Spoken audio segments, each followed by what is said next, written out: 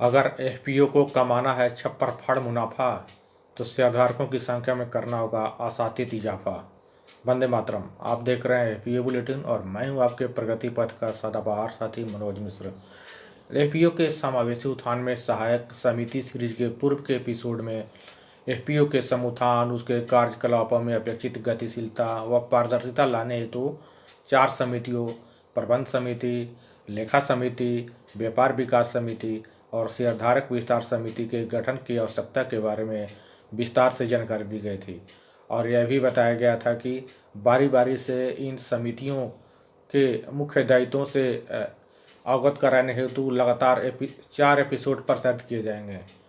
और साथ ही उक्त 4 समितियों में से 3 समितियों प्रबंधन समिति, लेखा समिति और व्यापार विकास समिति के मुख्य दायित्वों के बारे में आपको पूर्व के 3 एपिसोड में अवगत कराया जा चुका है।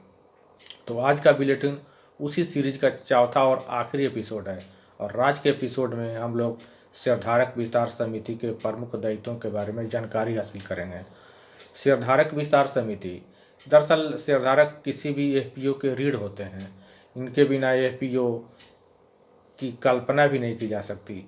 जिस एफपीओ में जितने अधिक सक्रिय शेयरधारक होंगे वह एफपीओ उतना ही सुदृढ़, समृद्ध और सफल होगा। जाहिर है शेयरधारक विस्तार समिति का दायित्व बहुत ही महत्वपूर्ण है। तो आज के एपिसोड में हम लोग समझ रहे हैं कि जो शेयरधारक विस्तार समिति है इसका जो रोल महत्वपूर्ण है, इसके प्रमुख दायित्व क्या क्या हैं। तो एफपीओ के शेयरधारक विस्तार हेतु नियमित रूप से जागरूकता कार्यक्रमों के लिए प्लानिंग करना और कार्यक्रम के आयोजन की पहल करना। दूसरा इसका महत्वपूर्ण दायित्व निर्धारित किया गया है वो है विविध प्रकार के किसान समुदाय के बीच एफपीओ की अवधारणा, कार्यकलाप, संगठित ढांचा व विधिक संरचना आदि की जानकारी साझा करना और उन्हें एफपीओ के शेयरधारक बनने हेतु प्रेरित करना। तीसरा महत्वपूर्ण दायित्व इसके निर्धारित किए गए हैं वो है किसी क्षेत्र विशेष में उद्यम आधारित 30 से अधिक शेयरधारकों की उपलब्धता की स्थिति में उन्हें उद्यम आधारित क्लस्टर के रूप में संगठित करना। चौथा जो महत्वपूर्ण दायित्व इसके हैं वो है अपने एफपीओ के सवाल पक्ष को जन समुदाय के बीच प्रचारित व प्रसारित कर उन्हें अपने एफपीओ का शेयरधारक बनाने हेतु प्रेरित करना।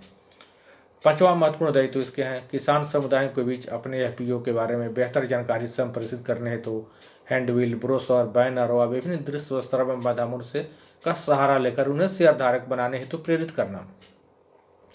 साथ ही छठवां इसका दायित्व जो निर्धारित किए गए हैं महत्वपूर्ण दायित्व वो है कृषि से संबंधित विभिन्न विभागों व संस्थानों द्वारा आयोजित विविध प्रकार के बैठकों, सभाओं, प्रदर्शनी आदि कार्यक्रम में अपने एफपीओ का प्रचार प्रसार करना व शेयरधारक बनने हेतु किसान उद्यमियों को प्रेरित करना। सातवां जो महत्वपूर्ण दायित्व इसके हैं वो है शेयरधारकों के बीच कल्याणकारी कार्यक्रमों जैसे निःशुल्क स्वास्थ्य शिविर, आपदा में सहयोग, मांगलिक अमांगलिक आयोजनों में सहयोग व सहकार की भावना को संचार करना ताकि अधिक से अधिक किसान अपने एफपीओ का शेयरधारक बनने हेतु प्रेरित हो सकें।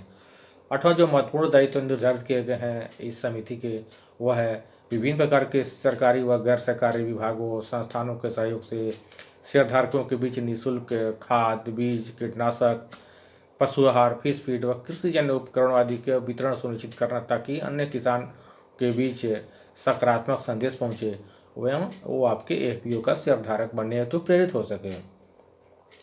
नौवां जो महत्वपूर्ण दायित्व निर्धारित किए गए इस समिति के वह है कि सक्रिय शेयरधारकों, निदेशकों तथा कलेक्टरों को समय समय पर पुरस्कृत करना व प्रोत्साहित करना ताकि वे अधिक से अधिक किसानों को अपने एफपीओ का शेयरधारक बनाने हेतु प्रेरित हो सकें। और साथ ही साथ ये भी हमें जो महत्वपूर्ण दायित्व एक और है वो है उत्पादों की खरीद बिक्री में अपने शेयरधारकों को अधिकतम छूट व सुविधा सुनिश्चित करना ताकि अन्य किसान भी इसके लिए एफपीओ के से मिलने वाले लाभों के बारे में प्राप्त करने के लिए लालायित हो सके वह स्वतः ही आपके एफपीओ का शेयरधारक बन सके। 11वां जो महत्वपूर्ण दायित्व है वह है एफपीओ के तीव्र गति से शेयरधारक विस्तार हेतु निदेशक मंडल व सीईओ द्वारा किए गए महत्वपूर्ण दायित्वों को निर्वहन करना।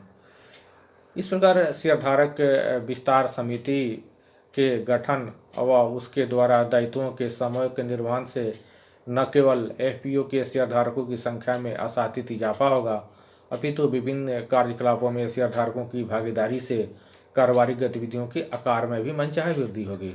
फलतः एफपीओ का तीव्र गति से समावेशी उत्थान संभव हो सकेगा। यदि अभी तक आपके एफपीओ में शेयरधारक विचार समिति का गठन नहीं किया गया है तो वह विलंब उसे गठित कर सक्रिय करें। यकीन कीजिए आपको लाभकारी परिणाम देखने को मिलेंगे। चूँकि यह एपिसोड एफपीओ के निदेशकों, सीईओ व शेयरधारकों के क्षमता वर्धन के लिए तैयार किया गया है, इसलिए निदेशक मंडल, सीईओ और शेयरधारकों के बीच शेयर कर इस पर सकारात्मक सलाह मशविरा रखकर अपेक्षित कदम ताल कीजिए। इस तरह उपचार समितियों के गठन व उनके द्वारा दायित्वों के समय के निर्वहन से न केवल एफपीओ का संचालन आसान हो जाएगा अपितु उसका समावेशी उत्थान भी संभव हो सकेगा। किसी तरह की कन्फ्यूजन या जिज्ञासा हो तो कमेंट सेक्शन में अवश्य बताएं। यदि अभी तक आपने चैनल को सब्सक्राइब नहीं किया है तो तुरंत सब्सक्राइब करें और बेल आइकन दबाना ना भूलें ताकि नए वीडियो का नोटिफिकेशन भी आपको नियमित रूप से मिलता रहे। चूँकि एफपीओ के समिति सीरीज का चौथा और आखिरी एपिसोड था, अतः चारों वीडियो को अवश्य देखिए, चिंतन मनन कीजिए, उस पर अमल कीजिए। हम जल्द ही मिलते हैं आपके एफपीओ के लाभकारी व चहुमुखी उत्थान के लिए अत्यंत ही जरूरी अगले वीडियो में। तब तक आप अपना और अपने एफपीओ का ख्याल रखिए। जय जवान, जय किसान।